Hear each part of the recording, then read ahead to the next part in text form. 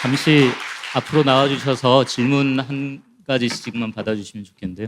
유미아 선생님 앞으로 잠시 나와주시겠습니까? 나오시는 동안 제 경험을 잠깐 말씀드리면 저는 이제 별로 이런 쪽에 경험도 없고 이런 걸 하려고 했던 의사는 아닙니다. 서울대 비대위 4명 또는 29명 모두 다 이쪽에 별로 경험이 없던 사람인데 하면서 처음에 저희가 생각하고 계획을 짰던 거와 한 달쯤 지나 실제로 전공의 선생님, 학생 선생님 만나보고 이야기를 들어보니 우리가 그동안 짰던 계획이 얼마나 사상누각이었나 이런 생각을 많이 했었습니다.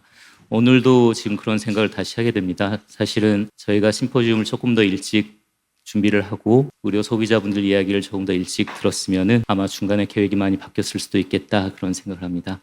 어쨌든 진실한 이야기를 해주셔서 너무 감사드립니다. 혹시 플로어에서 질문하실 분 계실까요? 네, 안녕하십니까. 저는 유미와 소비자연대 대표님께 질문하도록 하겠습니다. 저희가 이제 공통적으로 의료계와 그리고 정부 그리고 국민들이 공감하고 있는 문제의식은 이제 지역 의료가 어떻게 보면 좀 미흡하고 이런 부분이 있다는 것인데, 이러한 부분에 대안으로 항상 거론되는 것이 이제 지역 주치의 대조라든지 지역 1차 의료를 강화해야 된다 이런 이야기가 항상 나오고 있거든요. 그래서 이제 저희가 대안으로 여러 가지 나왔지만 젊은 의사들이 1차 의료에 가서 일을 하고 일을 활성화시켜야 된다는 것이 이야기인데, 제가 대학병원에서 느끼기에는 이제 아무래도 환자분들이 젊은 의사들을 1차 의료의 현장에 있는 젊은 의사들을 얼마나 과연 신뢰할 수 있을 것인가에 대한 의문도 들었고, 물론 소비자연대 대표님께서는 지역에 있는 주치의 선생님을 굉장히 신뢰하고 이런 모습을 보이지만, 저희가 이제 병원에서 맡아드리는 모습은 동네 병원에서 잘 못 봐줘서 뭔가 실수해서 이쪽으로 왔다 이런 이야기도 굉장히 많이 실제로 피부로 와닿게 하는 경험이고, 또 이런 부분에 있어서 환자들이 지역 의료에 있는 젊은 의사들을 신뢰할 수 있을지 이런 부분을 소비자 입장에서 저희가 들어보고 싶은 부분이 있고요. 두 번째로는 그러면 유미아 선생님께서 정말 신뢰할 수 있는 지역 1차 의료의 의사의 모습은 어떤 것인지 그런 부분에 대해서도 한번 들어보고 싶습니다. 예, 질문해 주셔서 감사하고요. 신뢰합니다. 신뢰하는데 제가 경험을 말씀드리면 지금 소비자들이 의료기관을 결정할 때에 많은 고려사항이 있습니다. 거기에는 소개받는 의사도 있고 제가 평상시에 이용하는 의료기관도 있을 거고, 그리고 비용의 문제도 있습니다. 그래서 제가 부모님을 모시고 사니까 저희 부모님이 수술을 많이 하셨어요. 관절염 수술, 무슨 수술. 그럴 때마다 저의 여건과 모든 조건들을 검토하게 됩니다. 제가 간병할 수 있는 거리, 그다음에 비용, 그다음에 의술, 이런 부분을 다 종합적인 판단을 하게 되는 거죠. 그럴 때마다 저는 모든 수술을 우리 집 인근 30분 내에서 다 결정을 했어요. 그게 현실이거든요. 그 의료기관에 선생님들이, 젊은 의사 선생님이 오시는 것은 많은 임상을 해보실 수 있는 기회가 있다고 저는 생각합니다. 그리고 제가 오랫동안 활동했던 의료생협에도 첫 번째 의사 선생님은 그 의사 선생님 때문에 저희가 의료생협조합을 안 떠난 거거든요.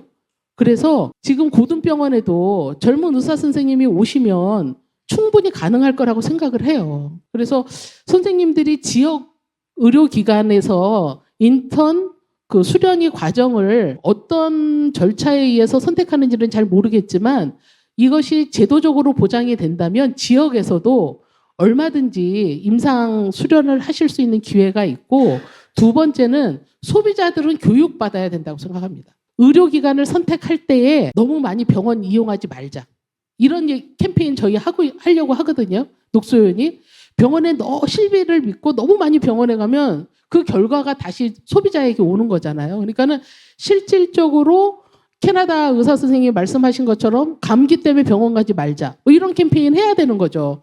소비자의 역량 강화 교육을 해야 됩니다.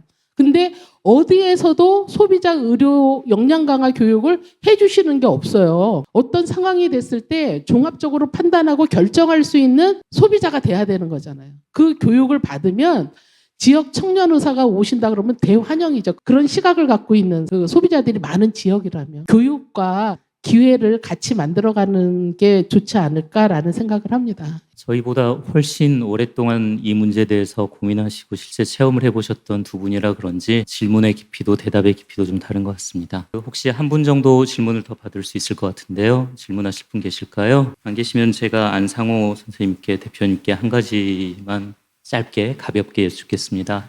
오늘 아침부터 오셔서 저희들 이야기 많이 들어주시고 지금 본인의 이야기까지 해주셨는데요. 그 환우의 대표로서 또는 선천성 심장병 환아의 부모로서 저희 심포지움을 어떻게 보셨는지, 저희 지금 심포지움을 유튜브로 일반 국민들이 많이 보고 계셔서 저희가 혹시 오늘 진행을 하면서 부족한 건 어떤 거였을지 짧게 이야기해 주시면 감사하겠습니다. 많이 오셔서 이 선생님들과 좀 이야기를 할 기회가 있었으면 참 좋겠다라는 생각을 했고요. 여기 이렇게 다양한 선생님들, 교수님, 전공의 선생님, 의대생분들 계신데도 이분들끼리도 소통이 잘 되지 않는 것 같아서 한편으로 좀 절망스럽기도 합니다. 저는 어쨌든 제 힘 닿는 데까지 이 일을 해결하려고 정말 지난 2달 동안 최선을 다 해왔다라고 생각을 하고 있는데 지금은 거의 자포자기하고 있고요. 되게 절망적인 상태입니다. 그래서 그 어떤 조건도 필요 없이 전공의 선생님들이 병원으로 복귀만 할 수 있다 그러면 어떤 조건도 맞출 수 있다라는 생각을 갖고 여러 시민사회단체를 만났습니다. 서로 신뢰가 없는 것 같아요.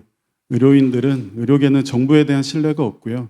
여태까지 의료계는 정부와 시민사회단체에 신뢰를 주지 못한 것이 또 사실입니다. 그래서 어느 한쪽이 고개를 숙이는 것도 상당히 어려운 상황이라고 생각하고요. 이럴 때 대화조차 하지 못하니 보통 협상을 할 때는 어디든지 간에 뭔가 예를 들어서 숫자를 얘기한다. 한 500명 정도로 밀고 나가고 싶으면 보통 1000명을 던지죠. 그러면은 협상을 하면서 500 정도로 맞추기 마련인데 이번에는 전부 다 예상이 다 틀렸습니다. 정부가 2000명을 밀어붙일지도 몰랐고 전공의가 계속 7가지 조건을 계속 밀어붙일지도 상상을 못했습니다. 저희 환자로서는 정말 너무 안타까운 상황이고 양비로는 어디에도 도움이 안 되지만 둘 다 문제가 있기 때문에 어느 한쪽을 편을 들 수 없어서 더 계속 가슴만 부여잡고 안타까워했던 것 같습니다. 이상입니다. 저희도 진중하게 받아들이도록 하겠습니다. 이번 세션은 이것으로 마치겠습니다. 감사합니다.